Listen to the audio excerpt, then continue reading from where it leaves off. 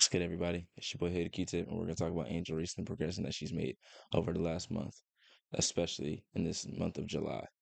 Um, there's always a lot to say with Angel Reese, whether good or bad, but you can't say anything in terms of on court. You can't say anything bad about her or the way that she's played over the last month.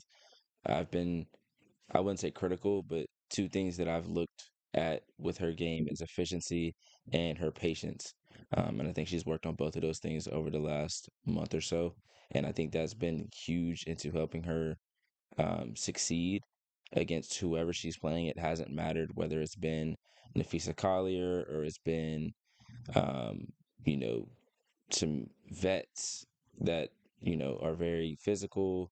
If it's a player that's more finesse, if they're trying to put a smaller player on her, a bigger player on her, like she's found ways to succeed no matter what they've thrown at her over this last 10 to 11 game stretch. And I think that says a lot about her work ethic. That says a lot about her continuing to understand the game better and better as she continues to play more and more. Um, a big thing has been made of how she learned some things from Lisa Leslie during Unrivaled. I think Unrivaled was really big for her as well. Just like that open floor, she just got to like really test out her game against other pros, against other WNBA players, and I think that has been a big help for her.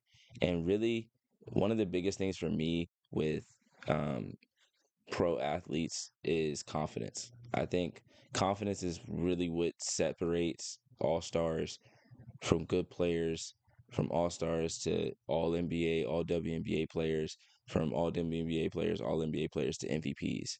And Angel Reese is playing like an MVP over the last month or so. And she deserves a lot of credit for that. I know some people aren't going to want to give her the credit, and some people have been giving her the credit this entire time. But she absolutely deserves the credit for what she's done over this stretch.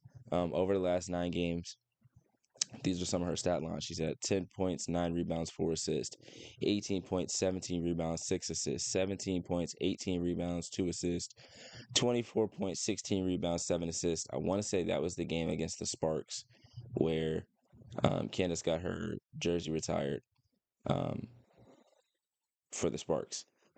16 points, 17 rebounds, 6 assists, 22 points, 15 rebounds, 4 assists, 15 points, 11 rebounds, 1 assist, 19 points, 11 rebounds, 4 assists, and then 22 points, 10 rebounds, and 3 assists just last night against the Minnesota Lynx. Um, the biggest key for me has been the efficiency. Um, Something that I always look at, and I'm a huge proponent of, is efficiency. Something that I've always looked at with Angel specifically is the efficiency and how patient she is when she gets the ball. I think a lot of times in her rookie season and to start to this season, she would get the ball and she would just go. She would get the ball and she would just go. She would just try to get to the rim. She would use her speed and her athleticism to get past people, but she wouldn't focus on the finish of the layup. In July, um, she's shooting 55% from the floor, 75% from the free throw line. That's incredible, in my opinion. For a player that has stepped out and started shooting the mid range, she's really honed in her game, and you can see the understanding of it. Of she can get the ball, and if she's patient, she can either make a play for someone else or she can make a play for herself. And I think it's been really impressive to see that she's been able to do it against all different kinds of defenses. And she was able to do it when Camilla was there and then when Camilla wasn't there as well. So when Camilla is there, you obviously have two twin towers, is what they call themselves or what people are calling them. You have two of them that you have to deal with. But when it's just Angel Reese, more of the scouting report goes to her. And I think as she gets better and better, the scouting report will continue to grow. And I think she's going to continue to have to get better because more teams are going to be, okay, she's going to try to do this. She's going to try to do this. Like the start of the season to now, completely different players, in my opinion. The start of the season wasn't very good. The field goal percentage was really, really low. Um, and I think she just, I'm not sure exactly what clicked, honestly, but I'm glad something did.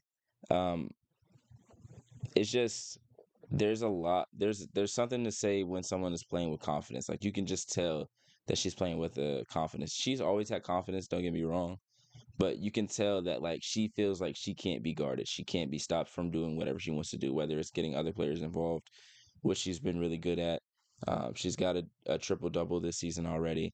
So it's not like she is a one dimensional player. She's not just going to rebound and get putbacks. And someone with her motor is going to be a great player regardless. But her ceiling is based off of what she's going to be able to do with the ball in her hands in the half court and in the fast break and transition, because she's done a really good job with that as well, of getting the ball in transition and just attacking.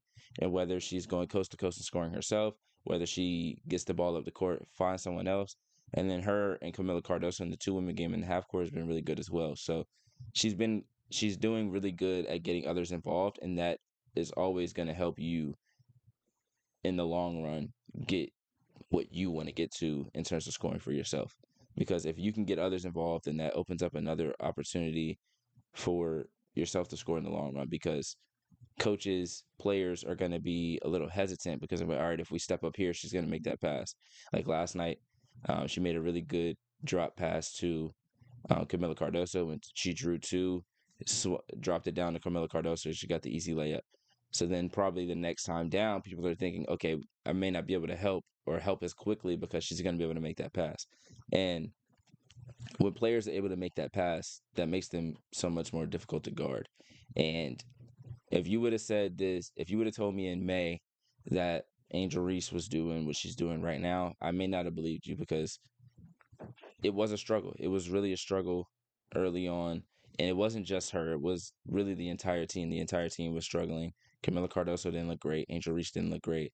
And we talked about that. Everyone had things to say. And now she's playing so much better, to the point where she's looking like an all WNBA player. She's she continues this, she'll be in MVP conversations. So if you're gonna talk about her when she's not doing well, if you're gonna talk about her when you don't think she's living up to expectations, then you have to talk about her when she is doing those things. And I know a lot of people are talking about the Candace Parker thing, where she said on Complex Sports that Angel Reese was a C tier player. I don't think it was a I don't think it was really a shot. I just think at the point that Candace had done that, she hadn't seen Angel Reese be able to carry a team. And I'm not saying that she needs to be able to carry a team or that she has been carrying a team, but I don't think she's seen this version of Angel Reese when she said she was a C tier player. And I don't think, that was a shot at all, because I think Candace Parker has given Angel Reese a lot of credit and a lot of love. And I know a lot of people were not happy with the way that Candace Parker and Lisa Leslie talked about, or Cheryl Miller talked about Angel Reese versus how they talked about Caitlin Clark. And I think it's just two different games. It's just two different styles of basketball. And it's easier to see a guard doing well when when their when their stats are going to tell you, when the eye test is going to tell you that they're doing really well, based on if they're making their shots, if they're making the right pass, if they're not turning the ball over a ton. And Caitlin Clark, and vice versa, has been struggling with injuries and with her efficiency. So people have been looking at her like, hey, like, you got to do better with this. And rightfully so. Like, when you're not playing well, you will get criticized. Angel Reese wasn't playing well, and now she's playing phenomenally. So she deserves the credit for doing those things. She deserves the credit for making the adjustments to her game. She deserves the credit for being more patient. She deserves the credit for being more efficient, being better around the rim, whether it be making the pass or finishing at the rim. I think a lot of things that people try to make fun of is, even when I play pickup, like if somebody misses two shots and they get their rebound twice and they finish the third one, oh, like, oh, I was Angel Reese, or oh, that was Angel Reese. Like, there were so many different like little clips throughout games last year and early this season that made Angel Reese look bad. But if you watch a full game, or if you've watched her over this last month, your opinion on her would change, unless you just are dead set on her not being very good. Your opinion on her would change, because she's been playing at a phenomenal level. She's been playing arguably like a top 5, top 6 player in the league over the last month or so. So I just wanted to come on here and let y'all know that Angel Reese deserves all the credit in the world for the progression that she's made over the last month or so. And I hope that she continues to do it.